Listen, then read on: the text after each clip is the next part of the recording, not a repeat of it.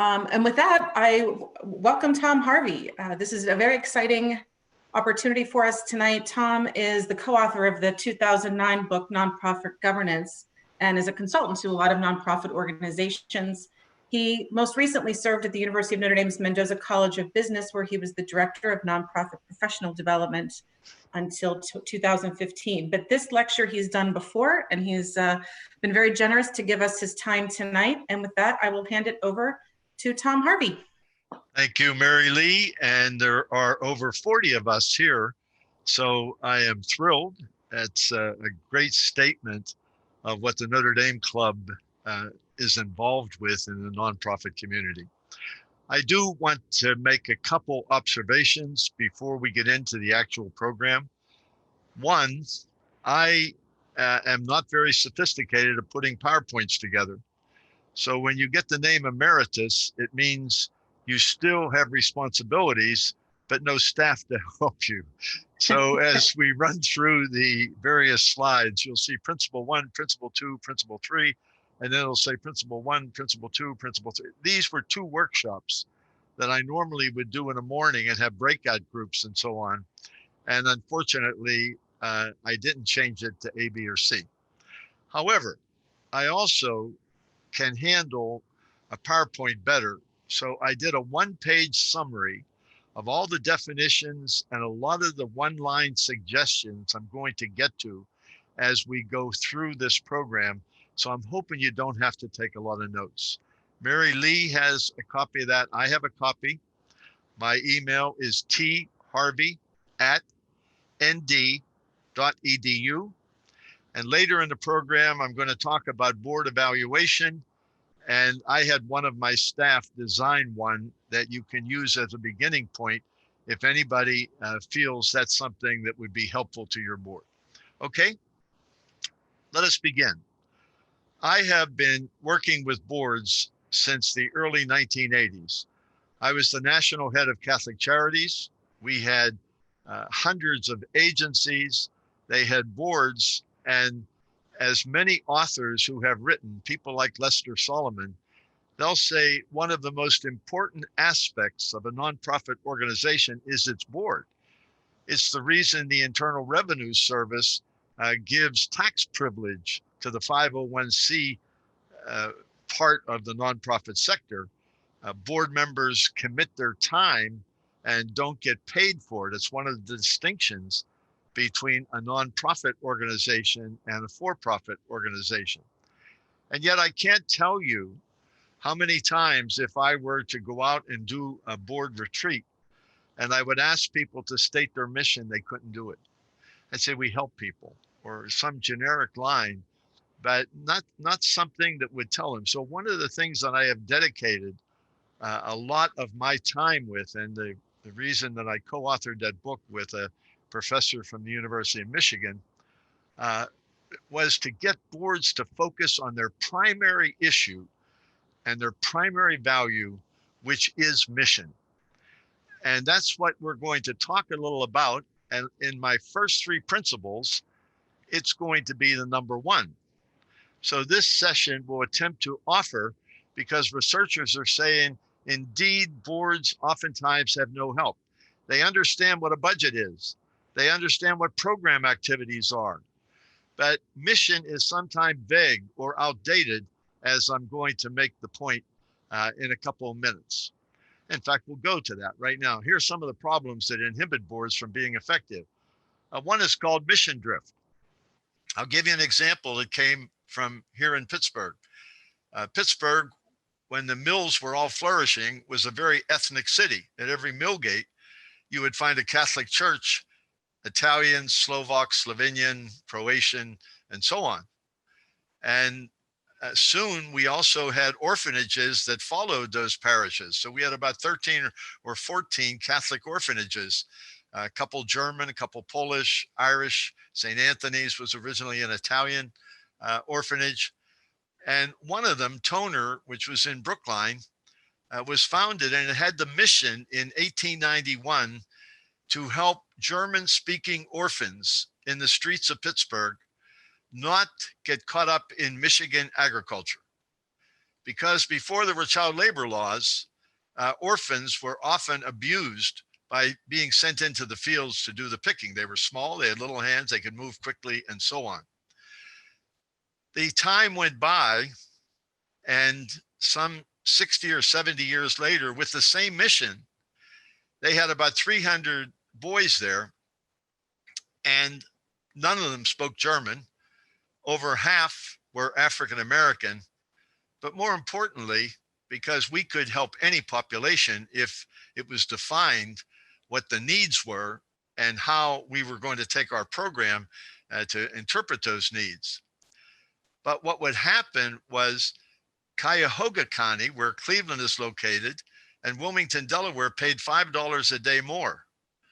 And so the majority of children, when Toner closed in the 1970s, were from those two places where the organization couldn't even work with parents. But that $5 gave them a certain amount of time to keep the place operating. That's called mission drift. That's an old example, but it's a good example because the board never had retreats or strategic plans that began with a look at what is our mission, what is our vision. And had they done that, they may have been able to find other populations, other sources of income, and so on. So mission drift still exists, especially in organizations that are highly dependent on governmental money. Because with the nonprofit community, government contracts tend to be 10 or 12 cents below what is needed. If it's a for-profit activity like road construction, they tend to be 5 to 10 cents over because they know over a period of 18 months, the supplies are going to be more costly. So mission drift is something that's real. A second thing is the problem that comes with the charismatic founder. Something like Mothers Against Drunk Drivers. Somebody gets killed in a family, the family's traumatized over it, and somebody comes forward and says, let's form an organization to really make sure that people who drive under the influence of alcohol are either caught or they get the kind of help or penalty that they deserve and so on. And so you end up getting 7 or 8 board members, but the mission belongs to the charismatic founder. Now, the Annie E. Casey Foundation in Maryland, that's United Parcel money, if anybody's interested, they did a study and found that about 25% of the 501c3 nonprofits act like charismatic founders.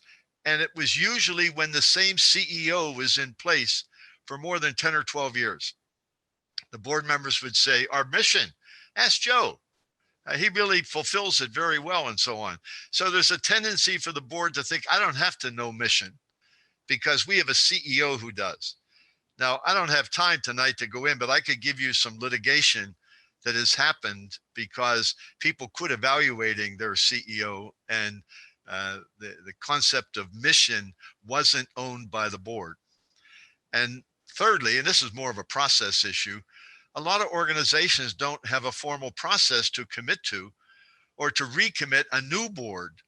So even though a board's mission is really still very effective, if a new generation of board members comes on, they should have the opportunity of understanding why that mission is written the way it is, who is the focus of the attention of the organization, what are the defining values, and so on. And so what we're going to try to do tonight is realize that much of the work of a board is focused on protecting mission, articulating mission, and being committed to mission. The second principle, boards have 2 equally focused priorities, 2 priorities that are in balance, but that doesn't mean they have to have the same number of hours committed to each. One priority is mission, which we have been talking about. The second one is group process to make decisions. When you're hired as an executive director, call that person president, chief executive officer, they can say, I run a flat organization. Decisions are made throughout the organization. They may be flat, but one person is to be held accountable, and that's the CEO. A board is very different. It's a group, and the officers of the board serve the board. The presiding chair The original word chairman came from chair manipulator. It was the person who made sure the board functioned well. The vice president filled in when the chair wasn't there. The secretary says, our records are intact. The treasurer says, our finances are where they are, and we had an annual audit, and so on. So it's a group decision-making thing, and that's a very important thing to understand. Where management can have different styles, one person is ultimately the boss. In governance, it is the group. And when you have a good chair, it's like an orchestra leader, getting people to work together and to harmonize and to come. And we're going to make some suggestions on how that can be played out in an effective way to benefit your organization. You'll notice in this second principle, I have two types of questions that can be helpful in determining what primarily has a business or a mission focus. And those are a question of fact or a question of awareness. Questions of fact generally begin with who, what, where, how many. And one of the characteristics of a mission of fact is if you ask it once, you shouldn't have to repeat the question. And especially with all the tools we have for data gathering today, even in sophisticated operations and questioning process, if you get the question asked correctly, a fact question should be responded to. You know, somebody like Mary Lee from the Notre Dame Club, wondering how many people we're going to have tonight, can say how many are coming. And that is a fact question, 43. It's a real tribute to the club and what it's able to influence in terms of people in the nonprofit community.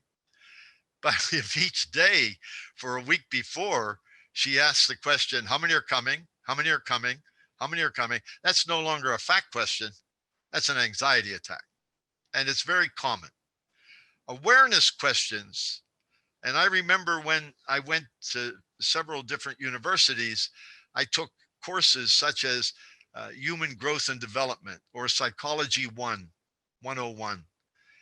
And there we were taught that when major change affects us in life, it's important for us to ask awareness questions, which are mission driven. Who am I?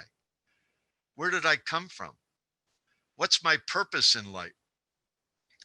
And people who teach those courses or do the research around that would give us feedback and say, if you don't ask those questions again and have, whether it's a counselor or a close friend or a family member, help you sort through it, you'll probably act it out. So I can tell you this, I have retired 3 times, and each time I had a loss involved. I had to re-ask those questions. Who am I now? What am I going to do? What am I going to be? Well, about 30 or 40 years ago, organizational behaviorists began to say, hey, you know, that's not just for individuals. That's also true for organizations such as nonprofits. And so part of strategic planning doesn't begin with new goals and objectives. It begins with re-asking the question, who are we? Where do we come from? What's our purpose? What's going on in the environment right now that is challenging our mission, that's going to affect our organization 3 years from now? Those are awareness questions.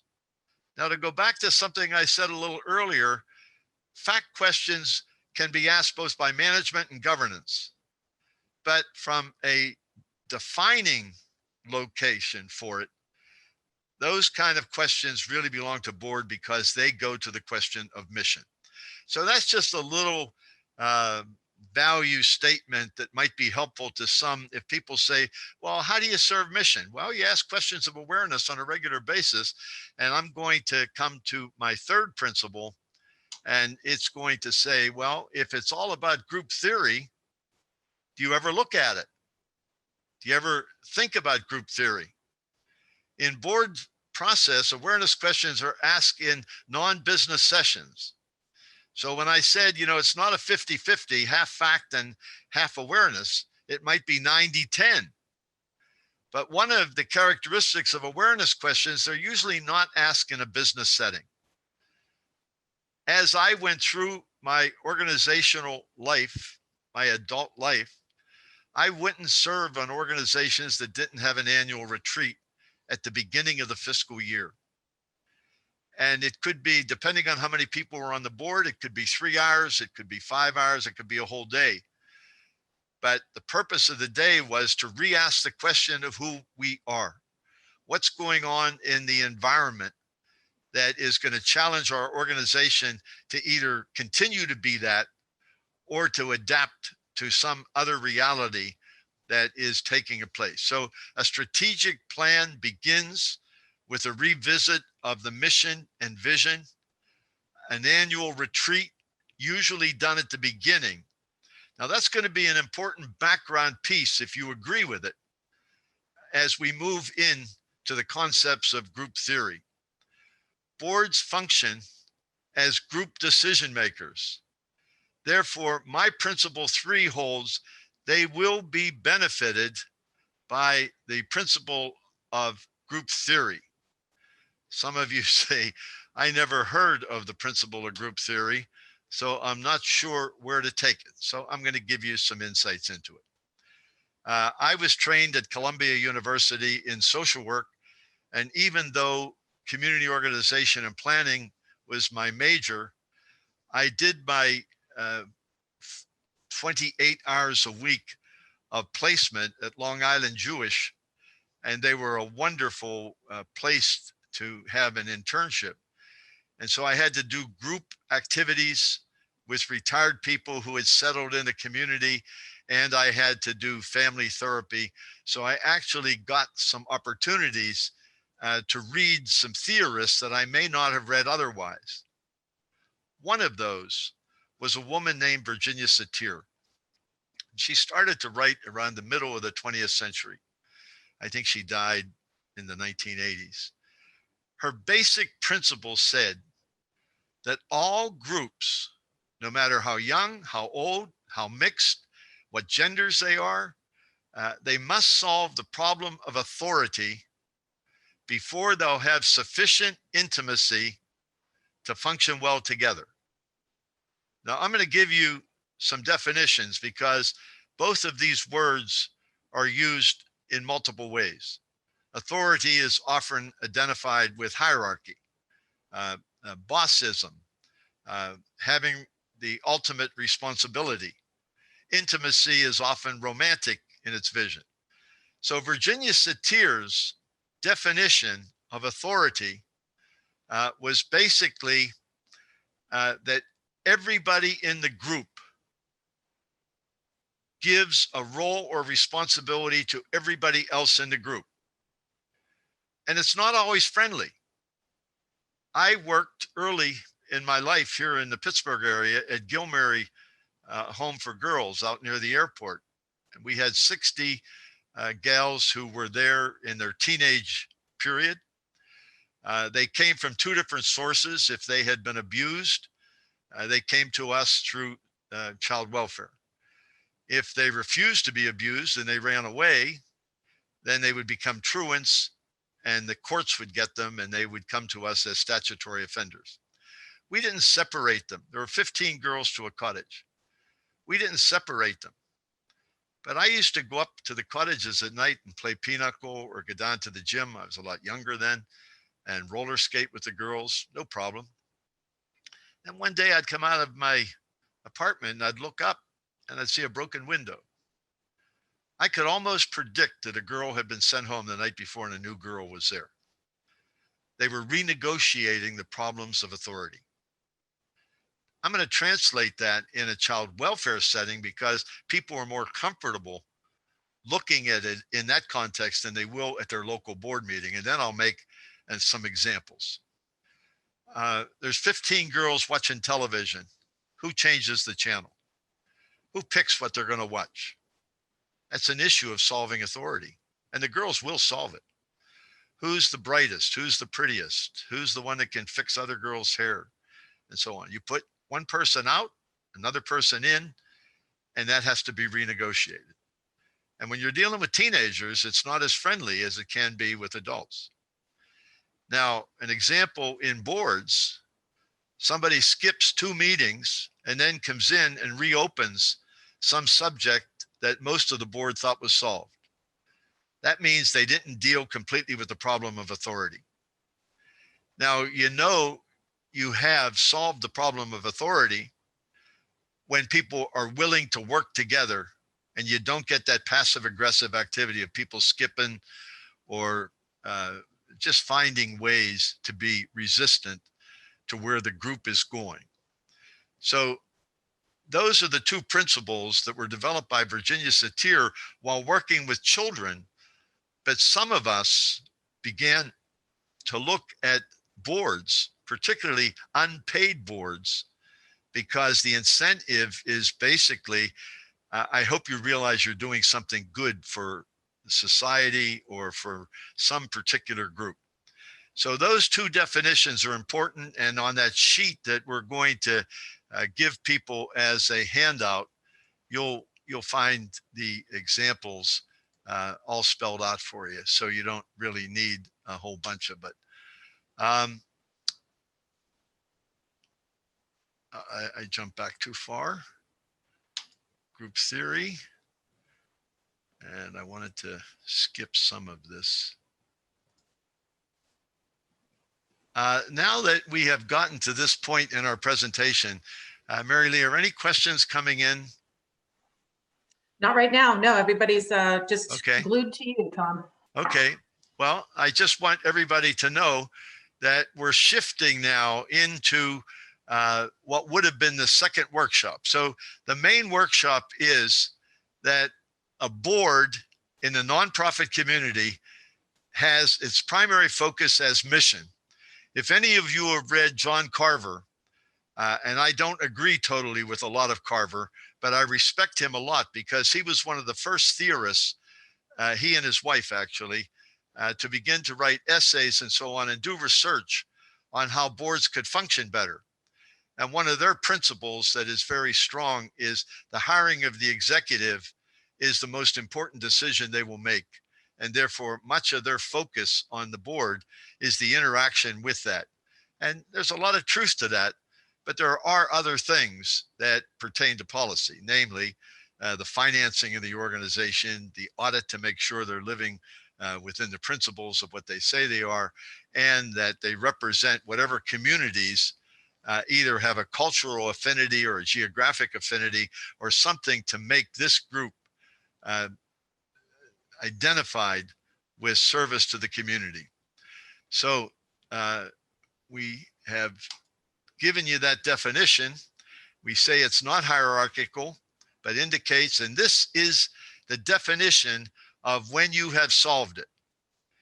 Each member of the group accepts or assigns to every other member of the group a role or responsibility. I can tell you, in having worked on boards, you can see this played out where the group has come together, they like each other, they know each other, they may not agree with each other, but because they had an opportunity to ask value questions about who we are, they respect, like, why do you care about somebody who disagrees with you politically? Well, during our retreat this year, I was amazed that John or Mary or whoever really was so concerned about the vulnerable children in our community and what we can do, or anything that a nonprofit tries to exist. So I'm going to suggest to you, as we go forward together tonight, to try to picture your board activity in an annual cycle. Nonprofits that were tied to religion generally start on July 1st, end on June 30th. If you have federal money involved, they often start on October 1st and end on September 30th. If they follow the calendar, they begin on January 1st and end on December 31st. It doesn't matter. Sometimes close to the beginning of the year, I'm going to suggest that a nonprofit board should have a retreat And the content of the retreat is primarily mission. Now you can do this in a lot of different ways, and I can do follow-up to tonight to give you some examples. I'll give you one example. When I work with a board, I frequently say the board has 12 members. I will ask them to break out in twos at the very beginning of a Saturday morning and say, what are you seeing in the environment that you think is going to affect this organization and why? So you can't believe how patterned the responses will be.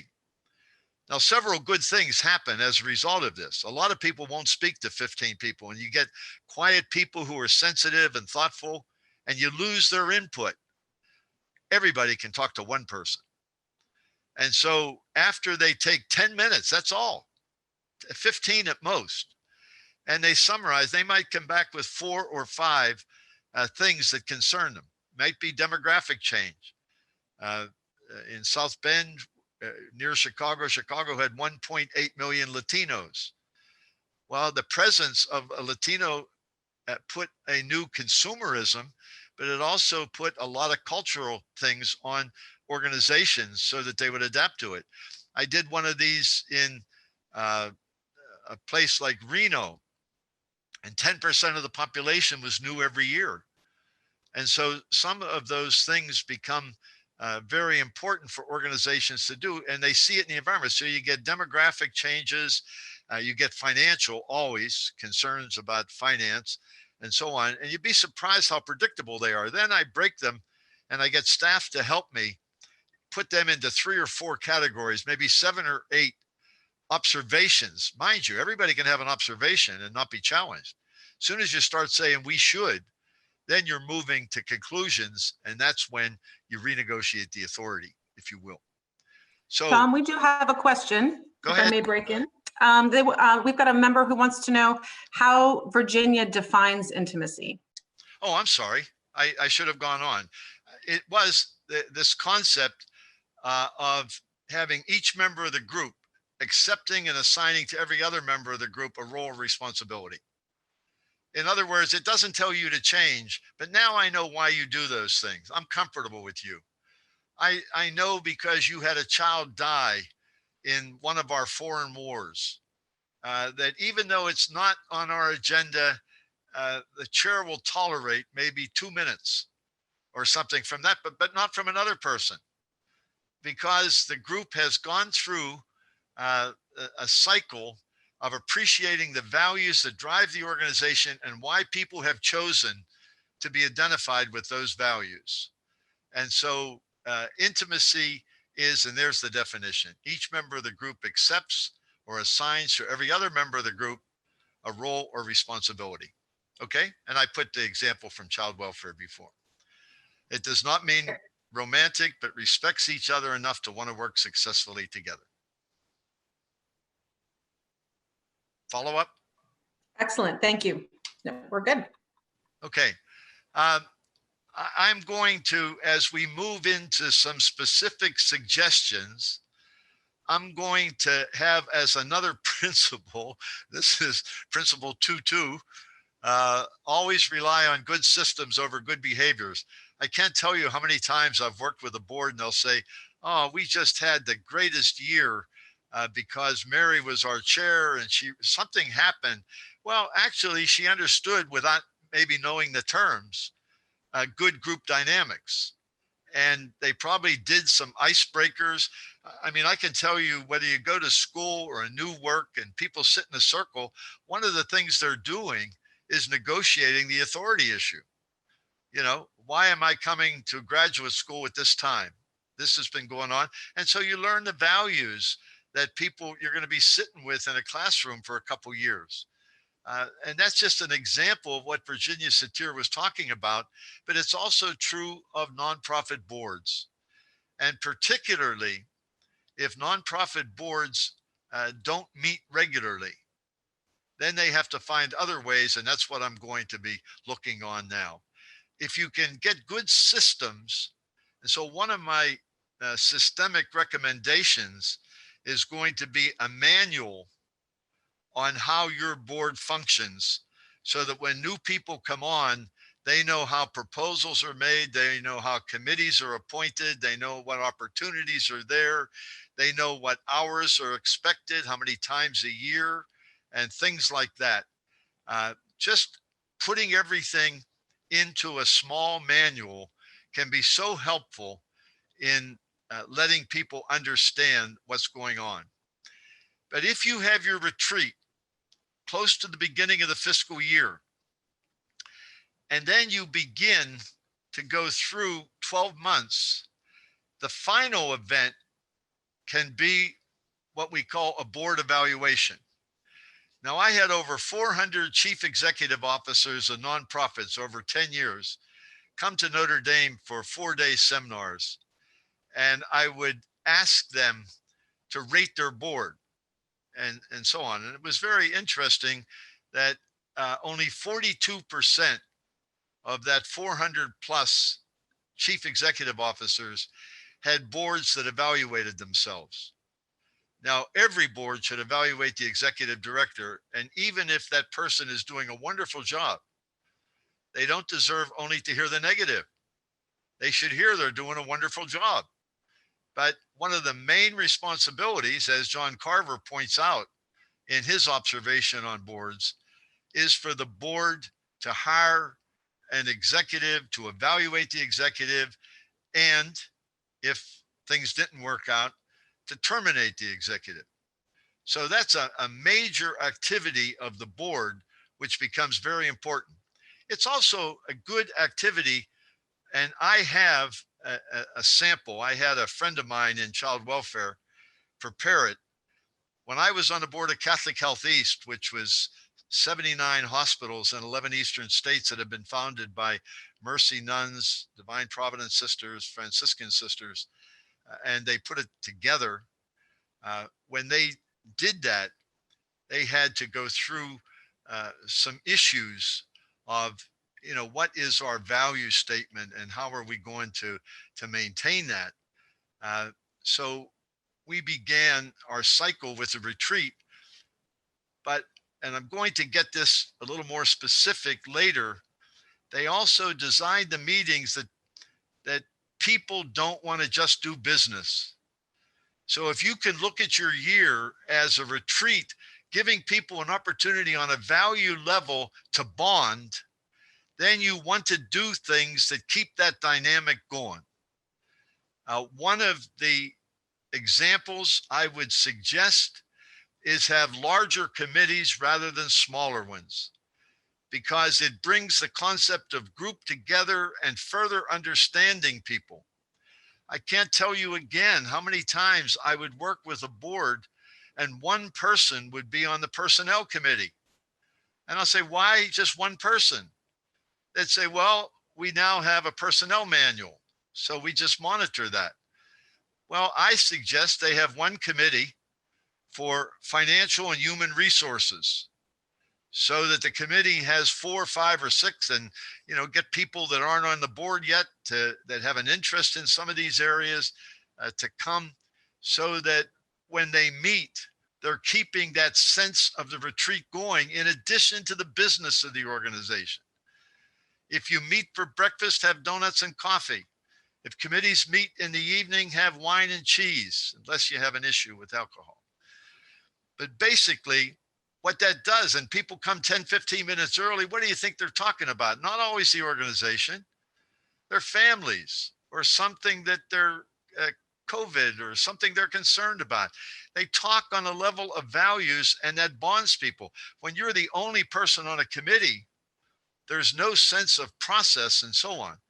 So the board, regular activities, and this one can become a little more controversial, but I maintain it is true. Here you see number 5, the board should have fewer but larger committees. You don't have to replace a person. If you have a board that's functioning well, it has the retreat, it has a good definition of who it is and how it's getting things done, then you don't, if you have 12 on the board and one gets transferred, or a spousal transfer affects them, or death even intrudes, you can get by unless it's 1 or 2 specialties that the board feels it needs. Then you got to simulate redoing the authority process. Don't just bring the person on. I have worked with boards that bring new people on 3 and 4 times a year and can't understand why their board is dysfunctional. They're always telling people, oh, we do this because, instead of letting them rediscover mission and vision, get into the organization and contribute through the committee process. And then I will argue that part of being on wanting an organization that has a good committee structure, don't let individuals make proposals. All proposals should come from a committee. That way it respects the group process. It enhances the way the organization is to function. The definition of a committee is a research arm of a larger body. So the committee does the research and the homework and makes the recommendation. I can't tell you how many times, if I always ask CEOs when they come, what are 10 things that your board is dealing with? And one of them that's very frequent is a rich person on the board skips meetings, but comes and makes proposals and so on. And it becomes very upsetting. So it doesn't have to be a rich person. It can be a gregarious person. It can be somebody who cares about one issue and brings it up frequently. But you can eliminate a lot of that distraction by putting into your board manual that all proposals that come to the board come from a committee. And if it's an emergency and something really exciting happens, like somebody is making a big gift, you can always have the executive committee come 10 minutes early and have the proposal come from the executive committee. The main thing you want to do is be group focused, and you don't want individuals to have more power than the total group has by dominating meetings and taking it over. So that's something that some organizations would be uncomfortable with because they have certain families that have been identified with their organization for multi-generations and so on. But it is something that's worth looking at. Mary Lee, any other questions? No, we had one, but you answered it. So I think we're in good shape. Okay. I did have one question about the retreat, but I think as I recall, you said the length of time for a retreat, it could be 3 hours, half a day, a whole day, a weekend, depending on what the board needs. But it's just a matter of focused and dedicated time for the board. Is that fair? That's very fair. And it depends on your numbers. One of the other issues you might want to have on a retreat, like say you do have 12 board members, and say you use a technique like I did to start with 10 minutes, one person, what do you see in the environment that's going to affect us? And you're getting people to talk about their environment, what they see, particularly through the bias of what the mission of the organization is. And so that is part of the dynamic.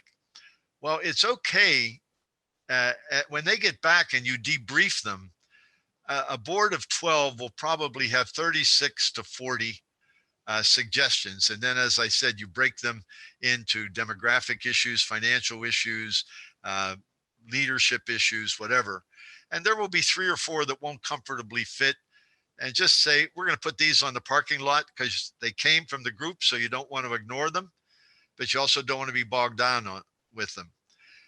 Then after they see that, and a group of them really care about the number of elderly people. When the mills closed in Pittsburgh, the young people left. When the nation had 11% geriatric population, Pittsburgh had about 20 or 22%. I don't know what it is today, but that was a major demographic shift. And a lot of organizations had to say, hey, we weren't designed for this. A lot of Catholic parishes went into mergers for 30 kids when they had 2,000 people over 65 years of age. So there were demographic changes that were affecting, and had people been looking at them, more radical changes such as the closing of parishes or the merging of parishes may not have been the only outcome. They could have had other ways of dealing, but I'm only giving those as examples, that when you get people to say, hey, what's happening to the different populations is important to me. So you give them the list of all the suggestions that came and say, in light of these observations, such and such nonprofit will, and take an hour and a half and come back with one sentence. In a sense, you're getting a mini strategic plan, or you're affirming the strategic plan that is already active. But you're getting people to talk about the organization's mission and how it is improving, impacting, and making a presence in the wider community. Then as the day goes on, staff should be available to them, but not dominate in those discussions. You really want the board to own the mission and to see how that mission is interfacing with the environment. Now, I said there are other techniques. One of the things I do recommend is getting an outsider to chair a session. And if you don't do it as I just suggested, that's one model. Another model is to look at your mission and look at your vision. Since we were talking about some child welfare organizations, a mission statement for a child welfare organization would be to bring normative opportunity to children that have been abused, to bring their life to a greater level of freedom, something like that. But if you don't take that mission and put it into the context of a vision, you could say, we're going to do the best job with more abused children.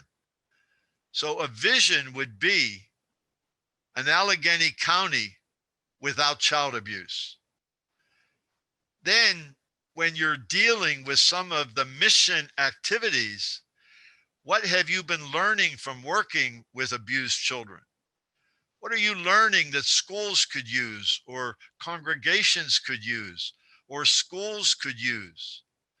Those are the kind of things that, even though they are within the arm's length of the business agenda of a community-based agency that does child welfare activities, it's still at the level of mission and vision. So there's a lot of different ways you can spend on a retreat, and a lot of different time. Some boards also have a culture of busyness, so they have to do everything in 3 hours or less. Respect it if you can.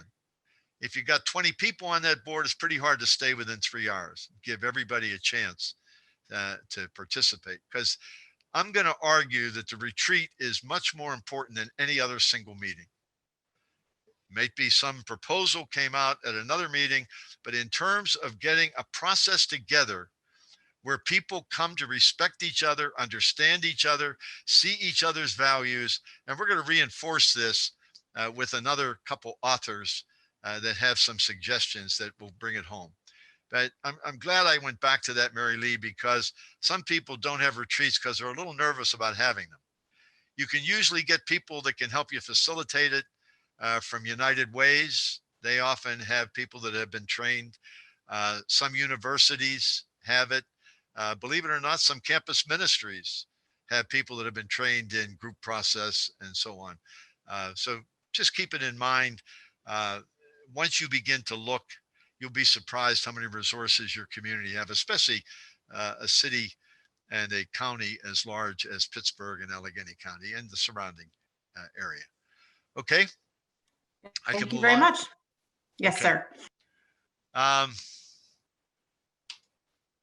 And again, all these things are spilled out on that one-page thing, so you will have them. I already mentioned that issue of don't filling vacancies. You'll be surprised how beneficial that can be. And in a way, without being pedantic and saying, well, Virginia Satir in the middle of the last century said, you'll just see that our board is acting well, and it's really accomplishing a great deal. And some of these things seem to be working. So if you don't have a retreat, I'm willing to bet you have some kind of a social event to bring people in. And I'm hoping that if you do, and it's not a full retreat, it still gives people a time to talk about mission. I'll quote one of my friends here who ran a $25 million agency in Paramus, New Jersey, when he retired about a year ago, because his wife, or a little over a year ago, his wife had a brain tumor, and so he took early retirement. He built his agency up, and one of the first things he did as a young chief executive in his 30s was hire an organization, a surveying organization like Gallup, to interview people in central New Jersey to find out what they cared about philanthropically. You know, most of us have three charities. Might be our religion, might be something that was special because my mother died of cancer, so I give something to the Cancer Society or to the local health care place where she was treated, or something else. Our university, Notre Dame, is fantastic in the way it keeps a relationship up with its graduates to see that as one of the places that their philanthropy is directed. So what Bob did was he studied through Gallup, or through an organization like Gallup, and found that only 11 to 12% of the people have what happens to children that are in bad situations is something they hold as a priority.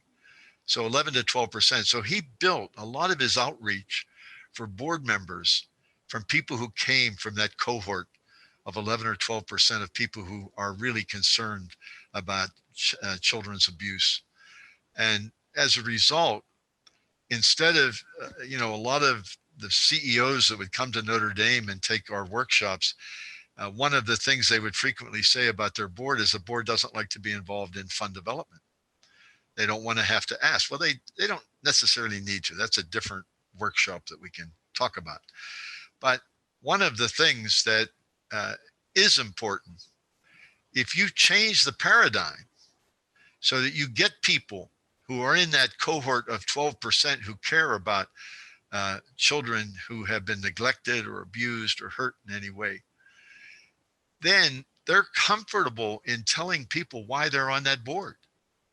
It picks up the theme of the retreat, and they don't talk about we have daycare for their mothers so they can be in good work situations and trust that their children are being cared for. You don't get down into the specifics. You say, I'm on that board because I needed a partner if I was really going to help kids. And so it changes a lot of the discussion when you put it into the context of what people value and why they want to be on this board as opposed to some other one. And give them a chance to talk about it and find out why people who are so politically distinct, Democrat, Republican, progressive, conservative, and so on, and yet when it really came down to it, a real concern about family life, a real concern about children being hurt, and so on. And then the bonding begins to take place. And if you look at that annual cycle that begins with a retreat, and maybe he's only going to have 4 meetings in a year, but it might have 4 committee meetings, there will be an opportunity. So I'm going to move toward planning the actual meeting. And I'm going to move to 3 authors who come from Harvard. They wrote this little book called Governance as Leadership. They wrote it around 2005. Their names are Richard Chait, William Ryan, and Barbara Taylor. They comment on boards have 3 primary functions.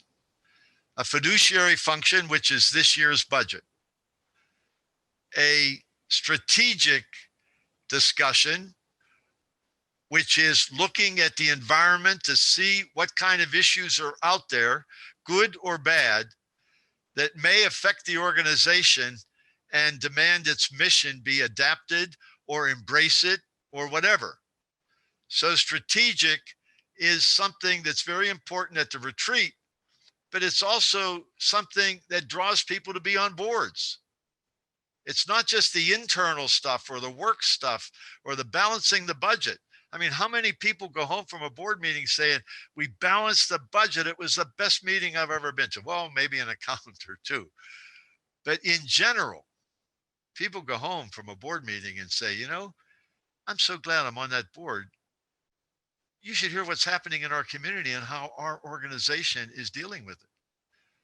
And the third area that they introduced was what they called the generative agenda.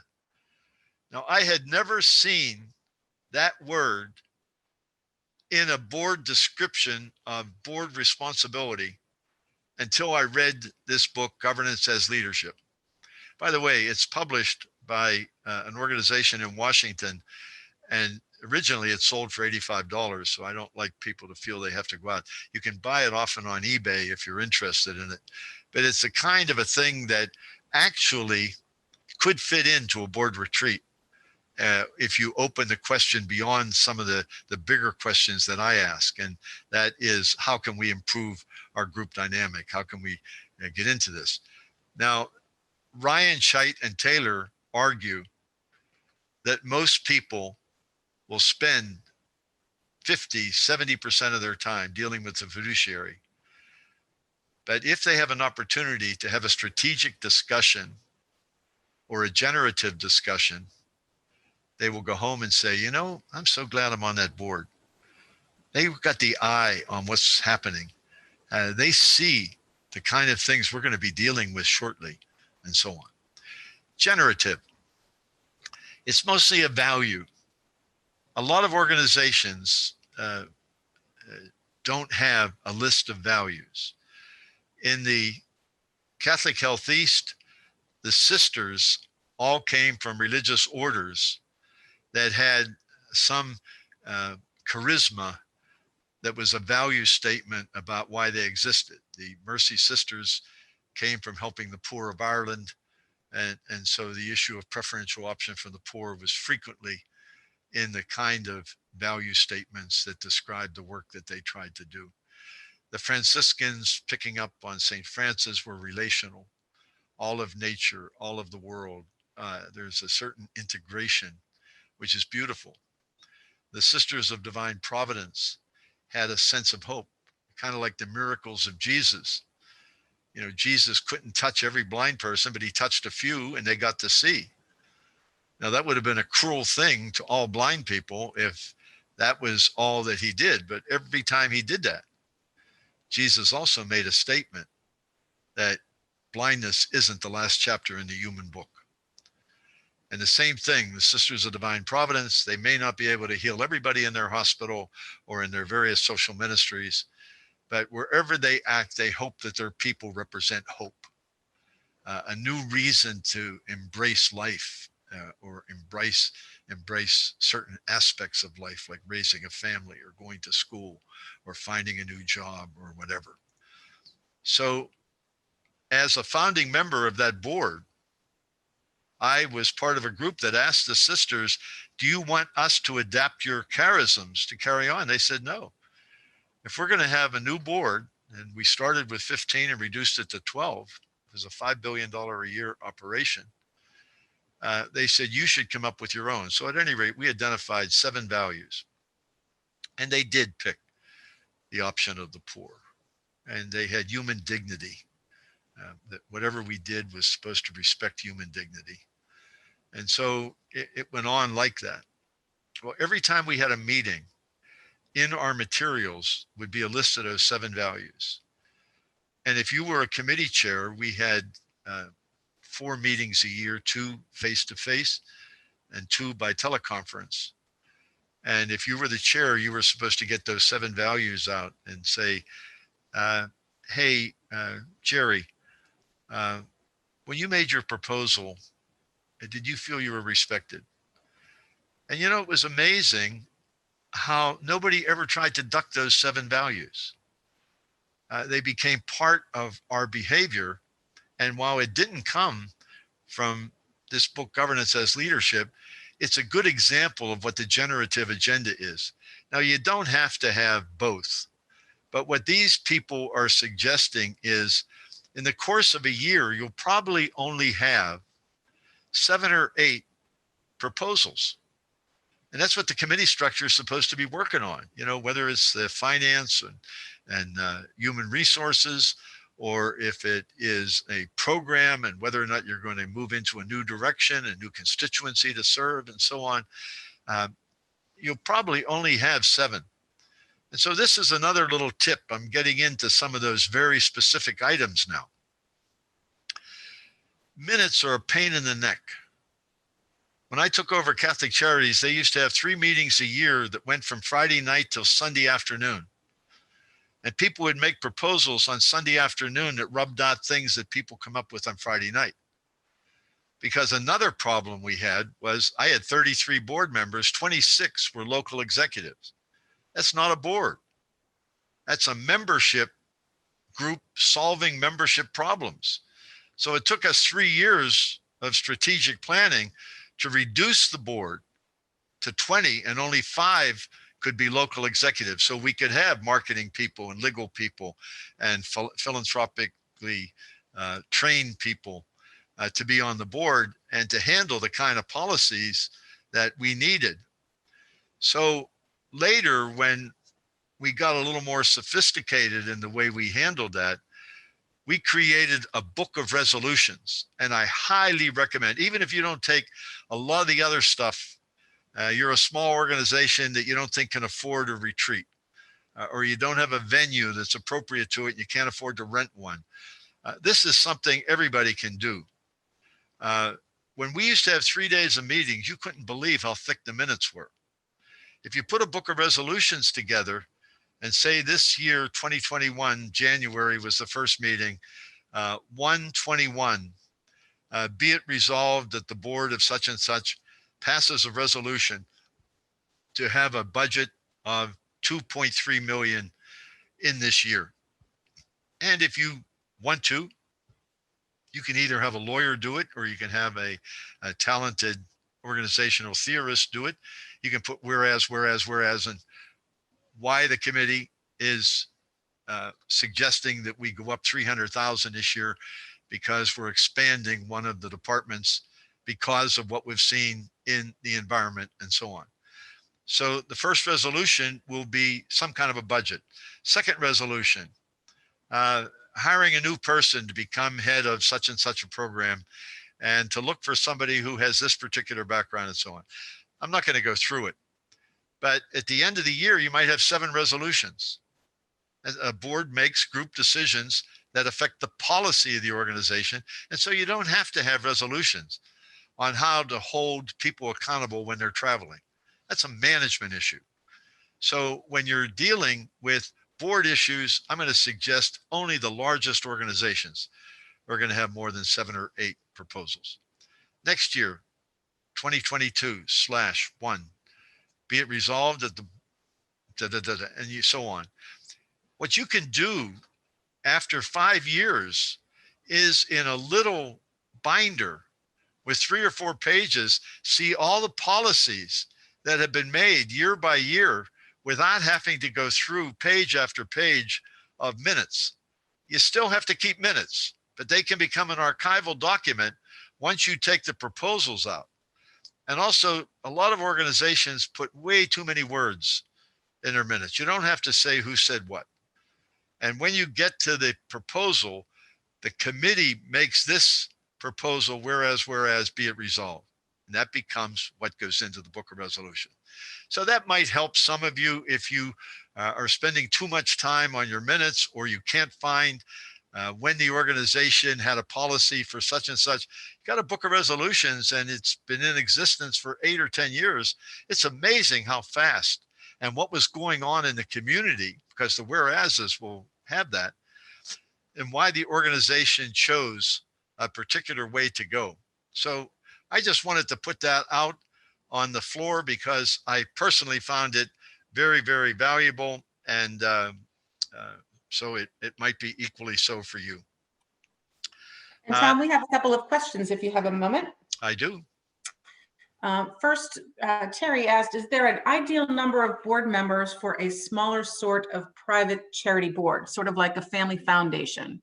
Okay. This is a hard question to answer because you can have cultural issues that give you a reason to break the rules. When I was the national head of Catholic Charities, one of the charities in the country that I admired the most was Minneapolis St. Paul. They had 65 board members. They had a priest there for years who has since died named Boxleitner, Jerry Boxleitner. And he had created a group process for his board that people wanted to be on it. And as a result, culturally, they could accept an executive committee that would handle some of the day-to-day policy discussions and so on, and then bring them to the board for ratification. So there was an example where I would not pick that as the norm, but once they had developed a culture that nurtured within, and they did have a retreat, and they did it within that context, there can be exceptions. So when I answer this, I don't want to be seen as too doctrinaire that there's a one verse answer. The smaller the organization is, the smaller the board should be, because you don't want to have people spending a lot of time on little activity. So I'm going to suggest if you have a budget of about $1 million, 6 people would make up a good board. If you have an organization that has a budget of several million, then I think you go up to 10. As I said, in the case of Catholic Health East, they were a several billion-dollar operation in 11 states, but we found the need for 15 board members was not important if everybody carried out the responsibilities that were allocated to the committees and so on. We turned it to 12. I don't like any boards over 12. So if you can organize your activities in a way and distribute the committee work and get outsiders to come into your committees and go through an orientation, and you can start to observe them on who are going to be your future board members, things like that. But I don't know if there's a perfect number, but I think in today's world, being nimble is an important value. And I think once you start getting over 12 and 13, you put a lot of time in the process of a board. And so that's my comments, having worked with a lot of boards. But as I said, I gave you that one example, 65, and it worked because they had a culture that let it work. That's one of the ways you can find a board is good. When I was in Milwaukee, I lived there for a couple of years. Boys and Girls Club was a board that people wanted on. So I went over and visited and found that a lot of the dynamics, nobody knew the name Virginia Satir, nobody knew this. However, the dynamics they did to balance the work plan of the board with a sense of what's happening to youth in this community. What are the schools unable to do from 3 to 6 o'clock that Boys and Girls Club can, and so they got people into that on a regular basis. So again, when they went home, they didn't just talk about the fiduciary. They talked about the strategic.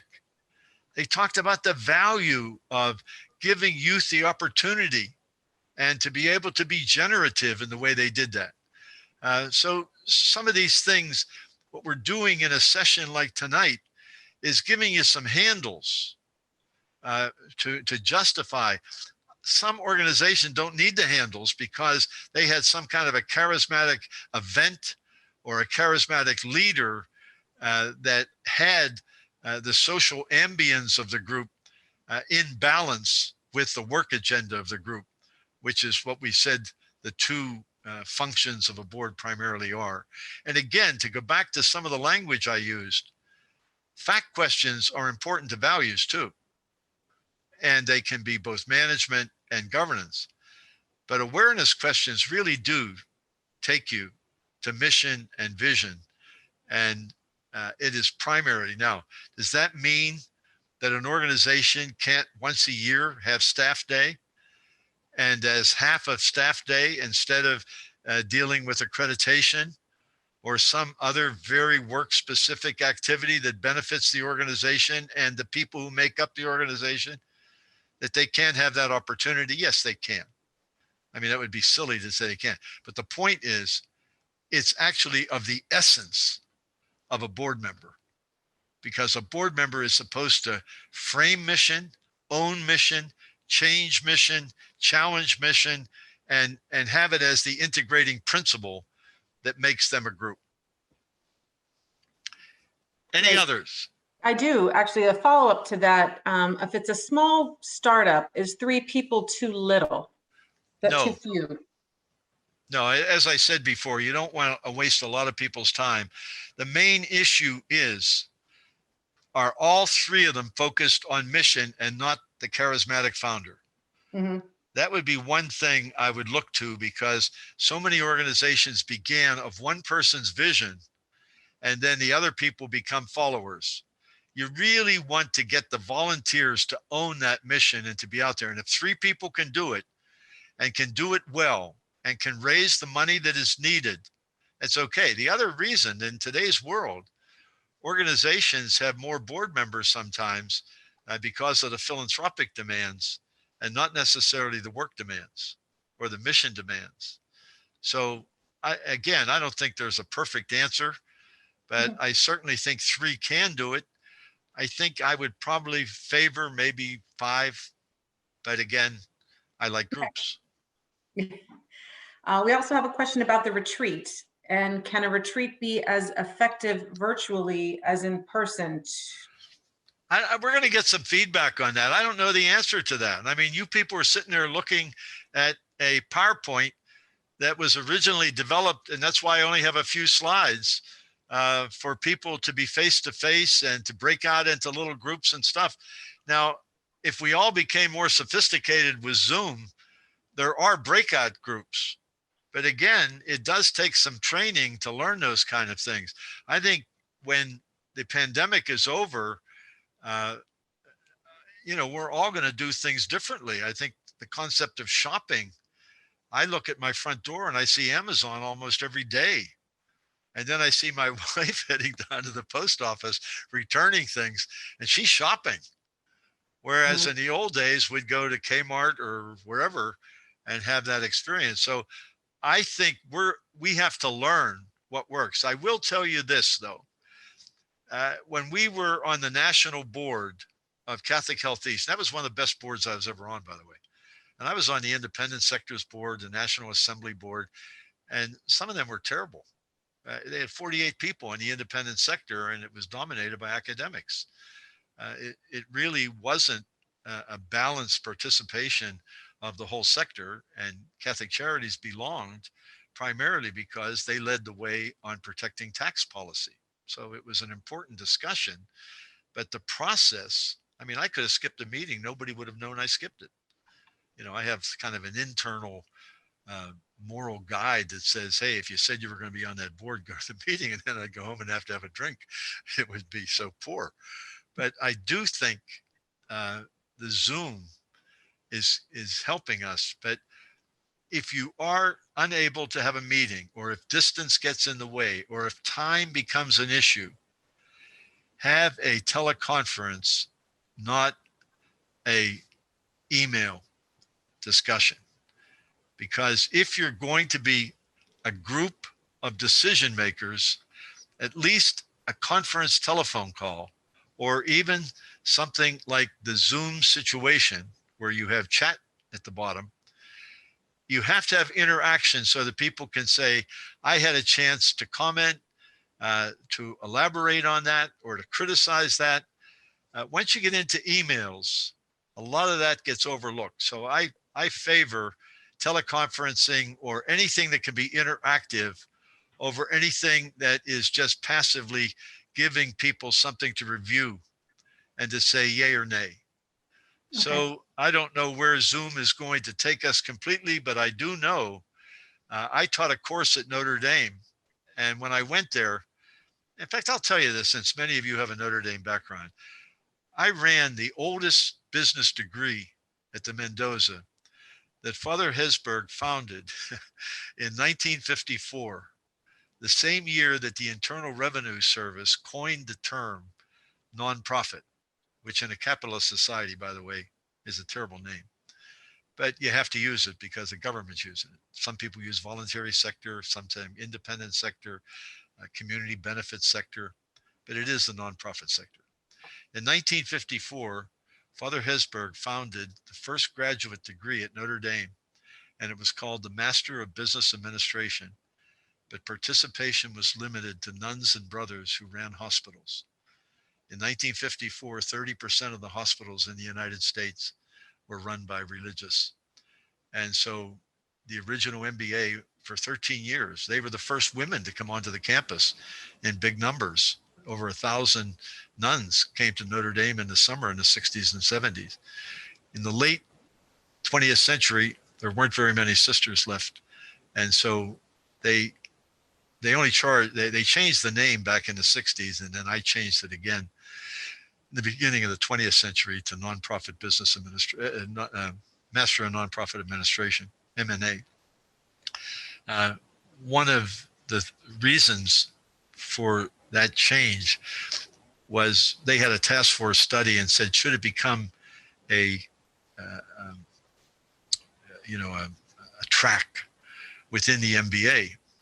And the task force came back and told Dean Wu, no, you're charging 50 cents on the dollar because originally it was religious. And so Notre Dame continued that the whole time I was there. I built it up from 7 students to 35, which was our target, and it continues at that level. Now they founded a second degree. In order to keep people from not trying to get a cheap MBA, you had to be out of school for 2 years before you could return. So our typical student was 32. But it was very interesting that the degree was based on distance. And so it was a 42 credit degree, but 9 credits were for personal development. So if you were going to do fundraising, you could take an extra course in that. Or if you were going to do HR, you could take a course in that. And those could be taken online. So when I went there and we built the student body up to be 35 a year, and it could be for 3 or 4 years, everybody wanted a course on this, a course on that. And of course, with those numbers, you couldn't do it. So I got 11 leaders in the country to come on board and to give me a 2.5-hour session. First, we used teleconferencing, and then later we used Zoom. And I could not have afforded to get the head of accreditation, the head of 120 agency in child welfare doing state advocacy. I mean, it was incredible the people I was able to get on a cost-effective basis to bring to my students. And I would do the first session and the last session, and my 11 guests would do in between. I mean, there are payoffs that can't replace face-to-face, but oftentimes create an opportunity that would not be possible without it. So I think we're going to learn things as the pandemic plays out, and as clubs like yours are creatively bringing an agenda every month. I mean, I'm honored that on the eve of St. Patrick's Day, you're talking about boards. And last week you were talking about drinks. I was impressed. If I needed a drink later, I now know how to make one because Right. of a Zoom presentation. At any rate, that might be a long answer, but it does tell us this is a time to question, is this something that can contribute, or is it something that gets in the way?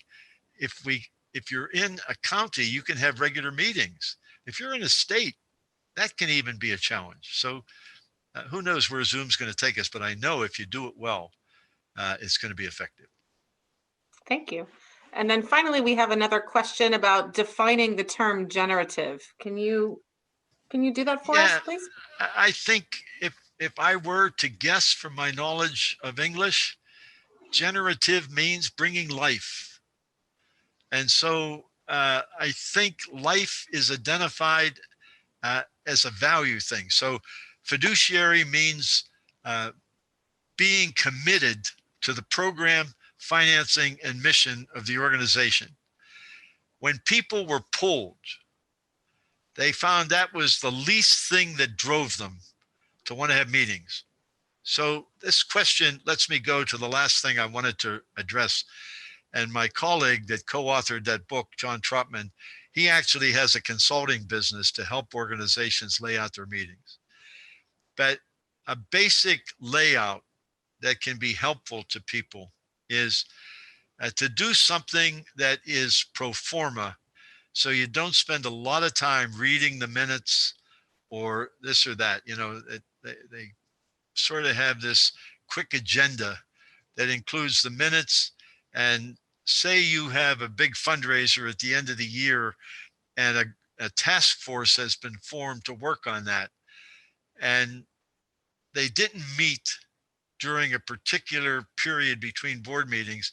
So they just send to the chair or the executive to get it into the consent agenda. That's what they call that confined presentation. The task force is working. They will have a specific proposal to make at the next board meeting, but they don't have anything to report at this time. So you get that out of the way, and then you take one vote for the minutes, anything that was ad hoc or anything the chair or for the good of the organization wants to bring to bear. Then put your most important proposal that is coming from the committee structure. Be it resolved, you put it on the floor, and then you open the floor for discussion. You don't have a long discussion and then have, you know, you can modify it, you can change it, you can challenge it.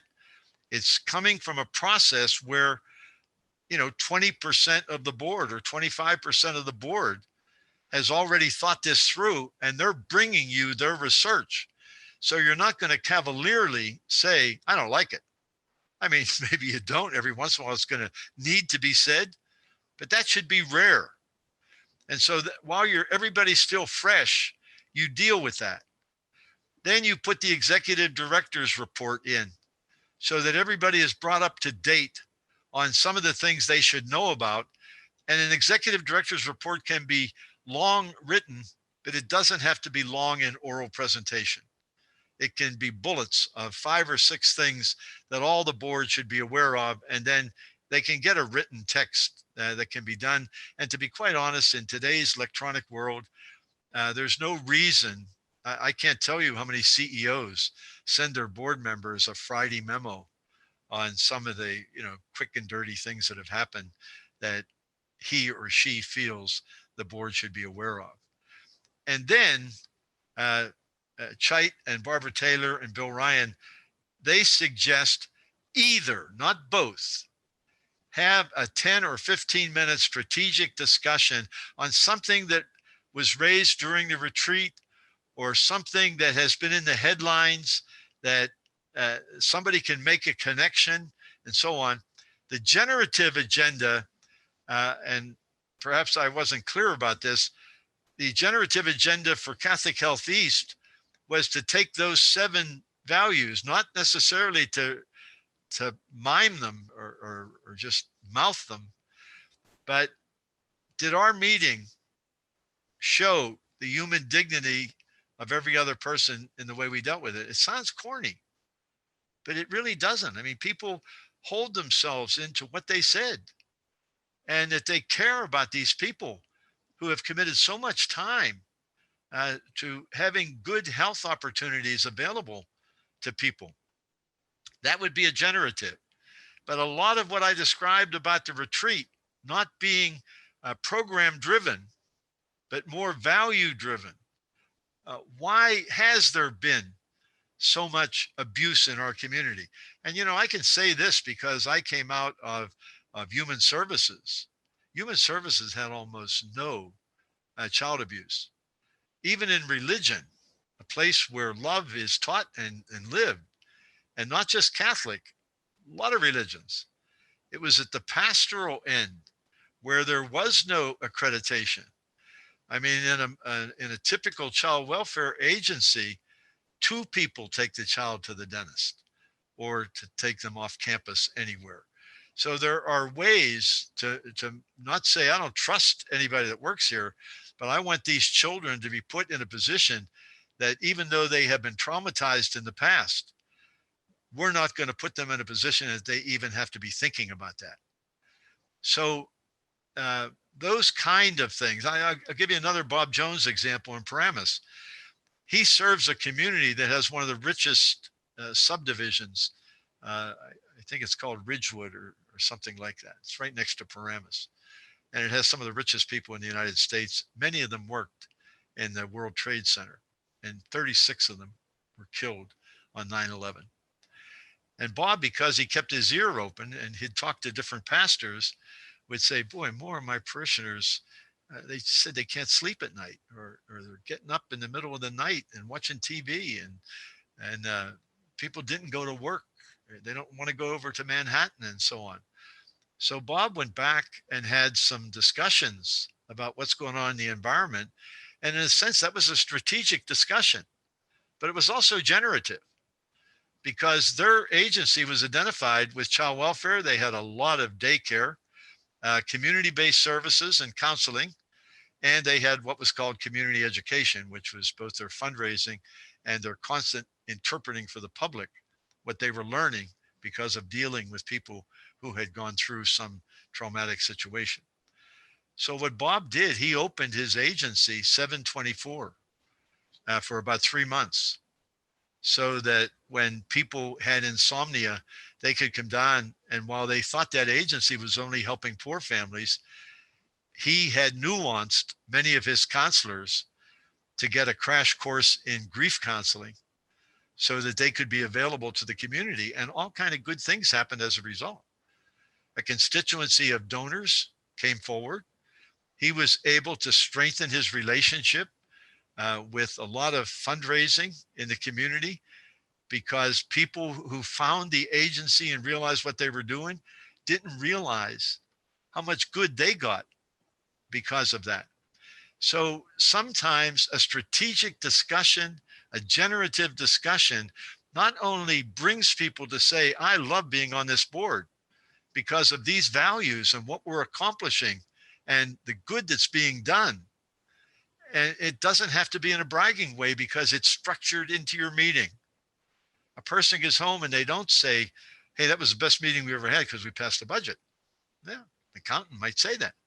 Most people go home and say, we're really making a difference in this community for children, for aging, for families, for unemployed, whatever population is there. I'm speaking from a humanitarian service background.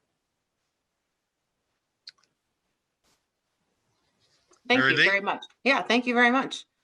Anybody else? We are approaching 8:30. I just like to give a flag to some of my colleagues in the business office or the business college who came up with this. And I used to use it for all my seminars. We give you the tools to change your life. We give you the vision to change the world. That's one of the reasons I'm so proud that I did direct that program for 11 years at Notre Dame. I'm glad to be in my hometown again, and I'm so proud that I met some of you. I just want to end tonight by making an offer to you. I mentioned to you before that only 42% of CEOs who came to take seminar training in our business, in our nonprofit business section, had an evaluation for boards. An evaluation for boards, if you're a relatively small agency, can be very simple. Two things: were you treated well, and did you get all the materials you needed, the research you needed to do the business of the organization? Secondly, did you live up to the obligations of being a board member? If you're supposed to not miss more than 2 meetings, did you miss 2? So those are basic. When I was on the board of Catholic Health East, we hired an outside consultant because we dealt with mortality issues. And we wanted to make sure that what we were doing was given the kind of oversight in 11 different states to 79 different institutions and so on. So I really took it because I had a good experience of a board evaluation. I had one of my staff who had a PhD, and I got a couple examples of good board evaluations that were done by different organizations that I had encountered over the years. And then she fleshed it out. I have copies of that on my computer. And if any of you would like to consider, so you start the cycle of the year with a retreat, a value discussion, you move toward your committee work throughout the year. You don't change people if they move until you get your nomination process and you get new people so that they can be on next year's retreat. You have larger committees and fewer committees to do the business of the organization. You can have a book of resolutions that simplifies your documentation so you can find out the policies that were made over the years. But if any of you would like a draft of that document, and you can tinker with it, you can lessen it. If you're a small organization, you can make it more sophisticated, but you at least get a picture of the kind of things that a board should be evaluated on. If any of you want that, either contact Mary Lee or me, and I'll make sure you get it. And everybody who submitted an email will give you a summary of tonight's discussion on the one-page outline. Okay? Thank you. Gretchen did ask about suggestions for best practices for evaluating performance of the executive and goal setting for the executive board. Okay. Would that be available with the evaluation? I don't have one because most people can find those. They're out there in the marketplace a little easier. Okay. I don't have a specific example, but I do have a couple cautions. To go back to what I said at the very beginning, a board is a group, and a group should make group decisions. One person should not evaluate the CEO. So the board chair should not automatically, as if it's manager to manager. It should be maybe the executive committee has some questions they want answered about this year's commitment to mission. What was the organization's 3 priorities? How did you flesh them out? And either have people put what they liked or didn't like and feed it in to the chair. But it's better that the feedback come from a group just because of the concept. Sometimes board chairs end up being like a second executive and the one that the CEO is accountable to. So if you want to keep that vision that it's the group and the group evaluation of the CEO. Some organizations will even get feedback from the whole board. I think that's a little excessive. If you have a good executive committee of 4 to 6 people, get the feedback you need, and 1 or 2 people should sit down with the person. But as I said before, even if you're very satisfied, the person should hear that. Evaluations are important in what we do. It's not just, especially in the nonprofit sector, where half the sector doesn't have high salaries.